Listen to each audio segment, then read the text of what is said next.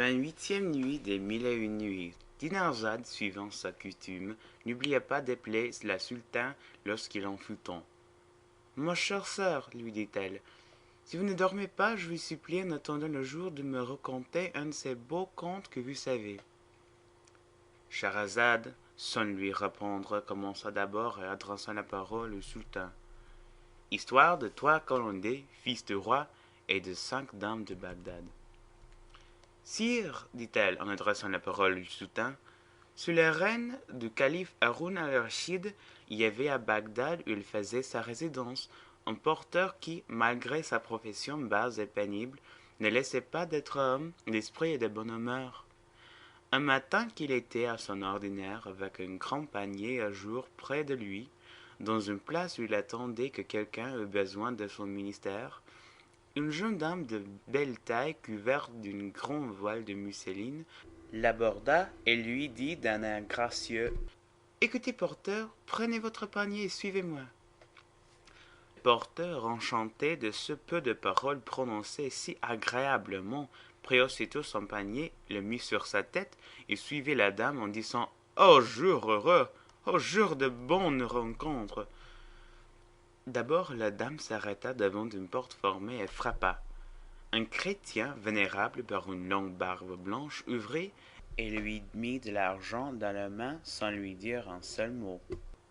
Mais le chrétien, qui savait ce qu'elle demandait, rentra et peu de temps après apporta une grosse cruche d'un vin excellent.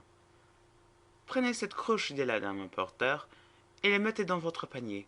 Cela étant fait, elle lui commanda de le suivre, puis elle continua de marcher, et le porteur continua de dire: Ô jour de félicité, ô jour d'agréable surprise et de joie!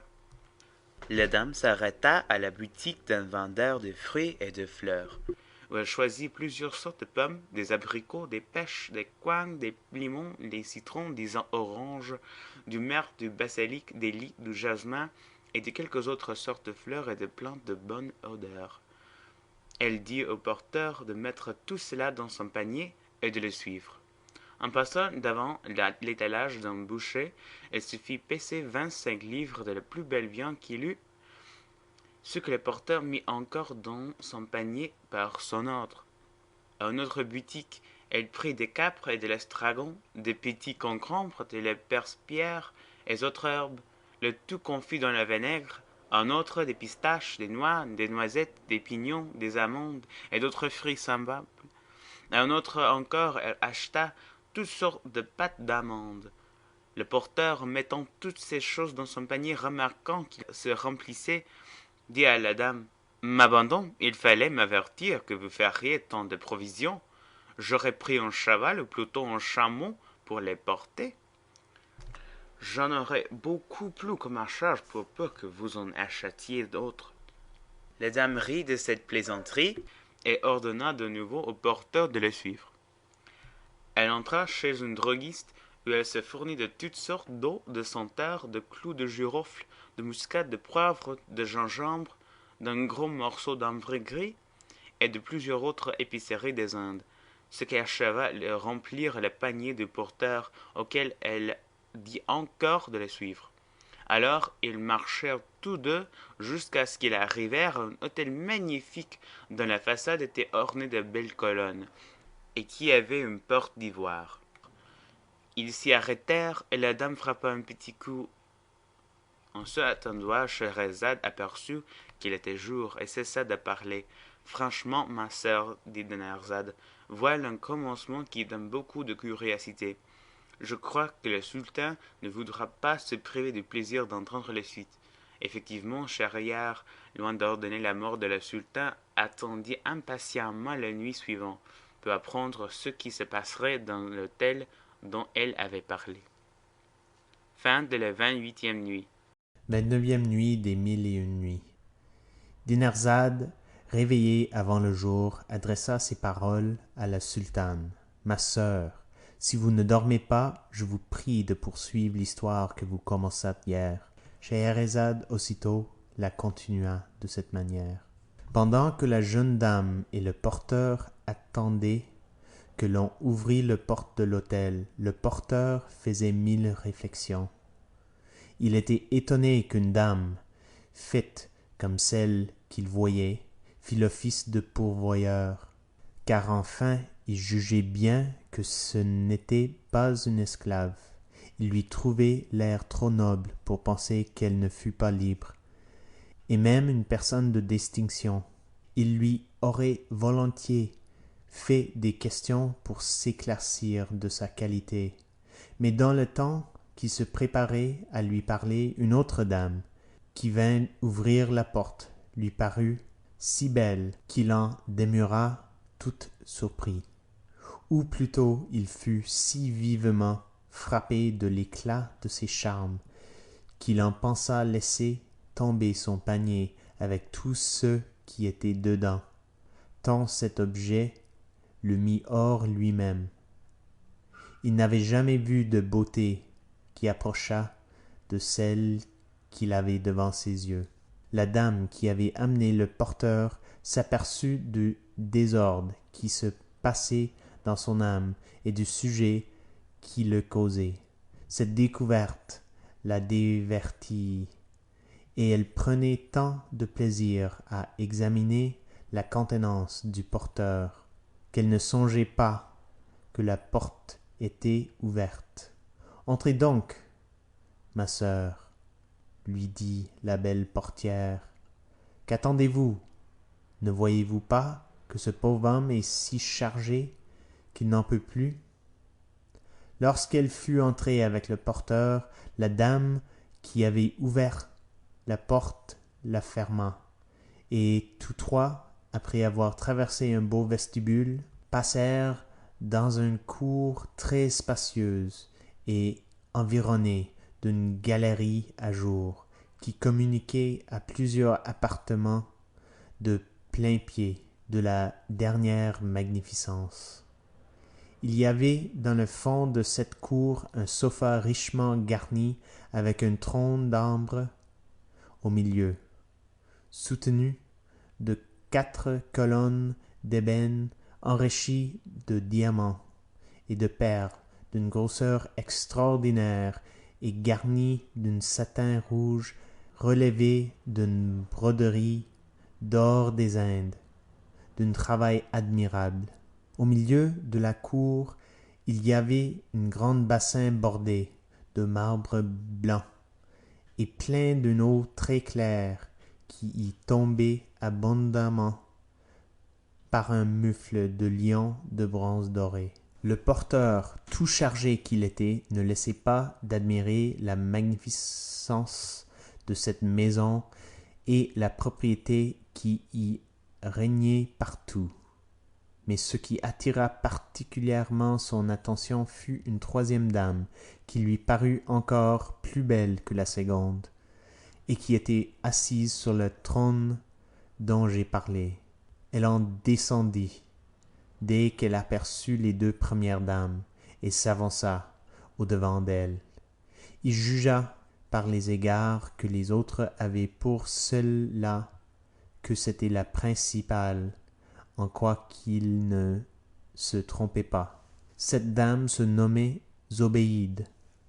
Celle qui avait ouvert la porte s'appelait Safie, et Amine était le nom de celle qui avait été aux provisions.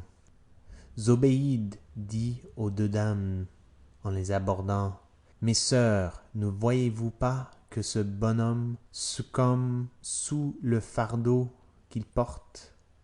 Qu'attendez-vous pour le décharger? » Alors Amine et Safie prirent le panier, l'une par devant, l'autre par derrière. Zobéide y mit aussi la main, et toutes 3 le posèrent à terre. Elles commencèrent à le vider, et quand cela fut fait, l'agréable Amine tira de l'argent et paya libéralement le porteur. Le jour venant à paraître en cet endroit, imposa silence à Scheherazade et laissa non seulement à Dinarzade, mais encore à Shahirar un grand désir d'entendre la suite. Ce que ce prince remit à la nuit suivante. Fin de la 29e nuit. 30e nuit des 1001 nuits. Le lendemain, Dinarzade, réveillée par l'impatience d'entendre la suite de l'histoire commencée, dit à la sultane: Au nom de Dieu, ma sœur, si vous ne dormez pas, je vous prie de nous conter ce que firent ces 3 belles dames de toutes les provisions qu'Amine avait achetées.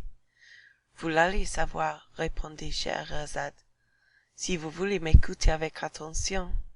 En même temps, elle reprit ce conte dans ces termes.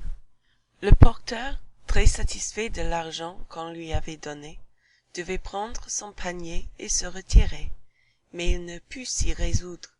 Il se sentait malgré lui arrêté par le plaisir de voir 3 beautés si rares, et qui lui paraissaient également charmantes, car Amine avait aussi ôté son voile, et il ne la trouvait pas moins belle que les autres. Ce qu'il ne pouvait comprendre, c'est qu'il ne voyait aucun homme dans cette maison. Néanmoins, la plupart des provisions qu'il avait apportées, comme les fruits secs et les différentes sortes de gâteaux et de confitures, ne convenaient proprement qu'à des gens qui voulaient boire et se réjouir. Zobéide crut d'abord que le porteur s'arrêtait pour prendre haleine, mais voyant qu'il demeurait trop longtemps, « Qu'attendez-vous » lui dit-elle. « N'êtes-vous pas payé suffisamment ?» Ma sœur, ajouta-t-elle, en s'adressant à Amine, donnez-lui encore quelque chose, qu'il s'en aille content. Madame, répondit le porteur, ce n'est pas cela qui me retient, je ne suis que trop payé de ma peine. Je vois bien que j'ai commis une incivilité en demeurant ici, plus que je ne devais, mais j'espère que vous aurez la bonté de la pardonner, à l'étonnement où je suis de ne voir aucun homme avec 3 dames d'une beauté si peu commune. Une compagnie de femmes sans hommes est pourtant une chose aussi triste qu'une compagnie d'hommes sans femmes.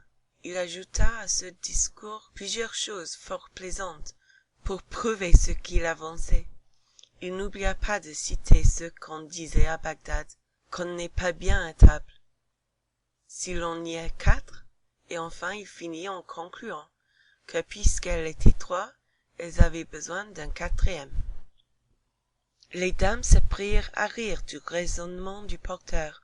Après cela, Zobéide lui dit d'un air sérieux: « Mon ami, vous poussez un peu trop loin votre indiscrétion.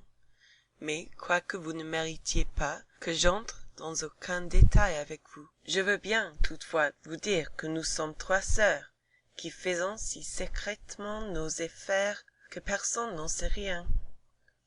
Nous avons un trop grand sujet de craindre d'en faire part à des indiscrets, et un bon auteur que nous avons lu dit: garde ton secret et ne le révèle à personne. Qui le révèle n'en est plus le maître.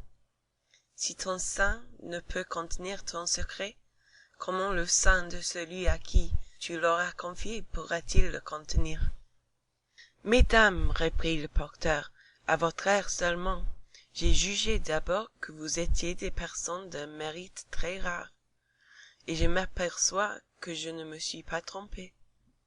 Quoique la fortune ne m'ait pas donné assez de biens pour m'élever à une profession au-dessus de la mienne, je n'ai pas laissé de cultiver mon esprit autant que je l'ai pu, par la lecture des livres de science et d'histoire, et vous me permettrez, s'il vous plaît, de vous dire que j'ai lu aussi dans un autre auteur une maxime que j'ai toujours heureusement pratiquée. Nous ne cachons notre secret, dit-il, qu'à des gens reconnus de tout le monde pour des indiscrets qui abuseraient de notre confiance. Mais nous ne faisons nulle difficulté de le découvrir aux sages, parce que nous sommes persuadés qu'ils sauront le garder. Le secret, chez moi, est dans une aussi grande sûreté que s'il était dans un cabinet dont la clef fut perdue et la porte bien scellée. Zobéide connut que le porteur ne manquait pas d'esprit, mais jugeant qu'il avait envie d'être du régal qu'elle voulait se donner, elle lui repartit en souriant: vous savez que nous nous préparons à nous régaler, mais vous savez en même temps que nous avons fait une dépense considérable, et il ne serait pas juste que, sans y contribuer, vous fussiez de la partie. La belle Safie appuya le sentiment de sa sœur. Mon ami, dit-elle au porteur, n'avez-vous jamais ouï dire ce que l'on dit assez communément? Si vous apportez quelque chose, vous serez quelque chose avec nous. Si vous n'apportez rien, retirez-vous avec rien. Le porteur, malgré sa rhétorique, aurait peut-être été obligé de se retirer avec confusion, si Amine, prenant fortement son parti, n'eût dit à Zobéide sa fille, « Ma chère sœur, je vous conjure de permettre qu'il demeure avec nous. Il n'est pas besoin de vous dire qu'il nous divertira. Vous voyez bien qu'il en est capable. Je vous assure que sans sa bonne volonté, sa légèreté et son courage à me suivre, je n'aurais pu venir à bout de faire tant d'emplettes en si peu de temps. D'ailleurs, si je vous répétais toutes les douceurs qu'il m'a dites en chemin, vous seriez peu surprise de la protection que je lui donne. » À ces paroles d'Amine, le porteur, transporté de joie, se laissa tomber sur les genoux et baisa la terre aux pieds de cette charmante personne. Et en se relevant, « Mon aimable dame, lui dit-il, vous avez commencé aujourd'hui mon bonheur, vous y mettez le comble par une action si généreuse. Je ne puis assez vous témoigner ma reconnaissance. Au reste, mesdames, ajouta-t-il en s'adressant aux trois sœurs ensemble, puisque vous me faites un si grand honneur, ne croyez pas que j'en abuse et que je me considère comme un homme qui le mérite.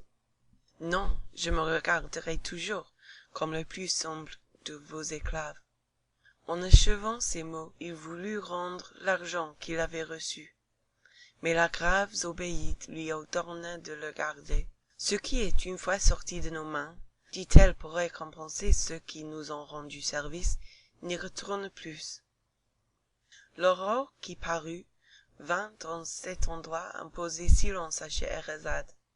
Dinarzade, qui l'écoutait avec beaucoup d'attention, en fut fort fâchée, mais elle eut sujet de s'en consoler, parce que le sultan, curieux de savoir ce qui se passerait entre les trois belles dames et le porteur, remit la suite de cette histoire à la nuit suivante, et se leva pour aller s'acquitter de ses fonctions ordinaires.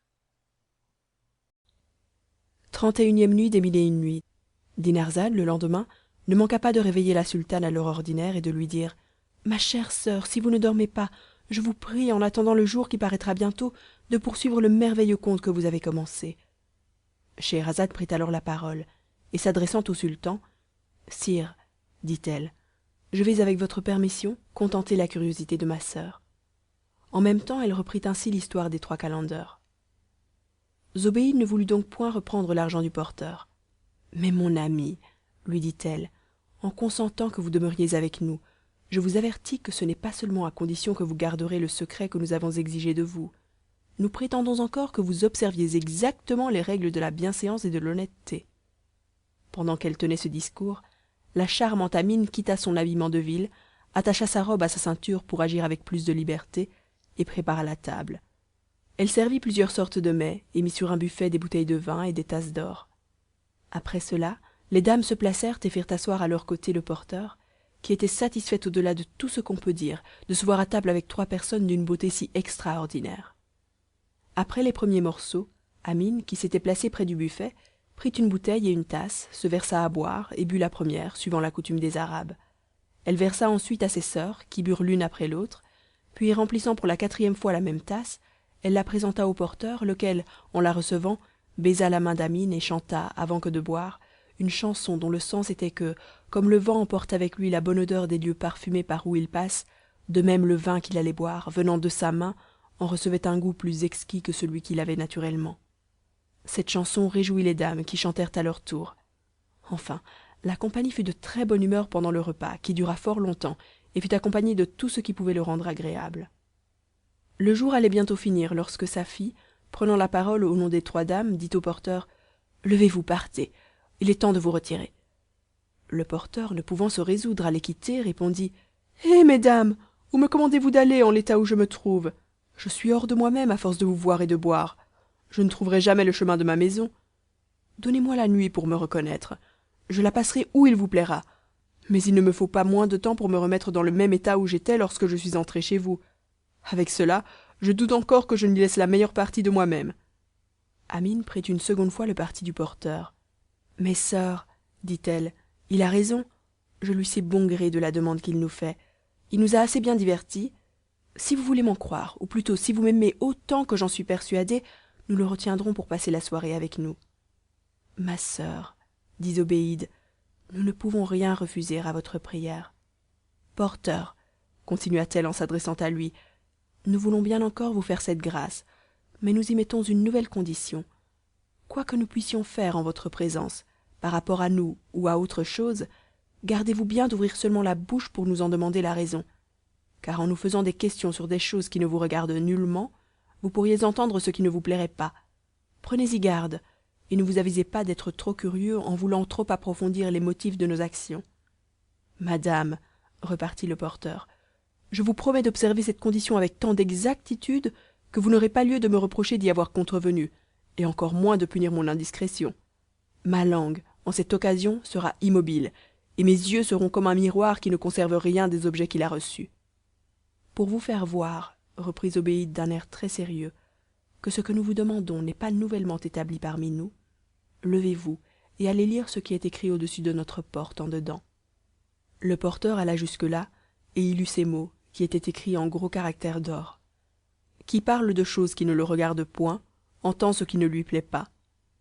Il revint ensuite trouver les trois sœurs. Mesdames, leur dit-il, je vous jure que vous ne m'entendrez parler d'aucune chose qui ne me regardera pas et où vous puissiez avoir intérêt. Cette convention faite, Amine apporta le souper, et quand elle eut éclairé la salle d'un grand nombre de bougies préparées avec le bois d'aloès et l'ambre gris, qui répandirent une odeur agréable et firent une belle illumination, elle s'assit à table avec ses sœurs et le porteur. Ils recommencèrent à manger, à boire, à chanter, à réciter des vers. Les dames prenaient plaisir à enivrer le porteur, sous prétexte de le faire boire à leur santé. Les bons mots ne furent point épargnés. Enfin, ils étaient tous dans la meilleure humeur du monde lorsqu'ils ouïrent frapper à la porte. Scheherazade fut obligée en cet endroit d'interrompre son récit parce qu'elle vit paraître le jour. Le sultan, ne doutant point que la suite de cette histoire ne méritât d'être entendue, la remit au lendemain et se leva.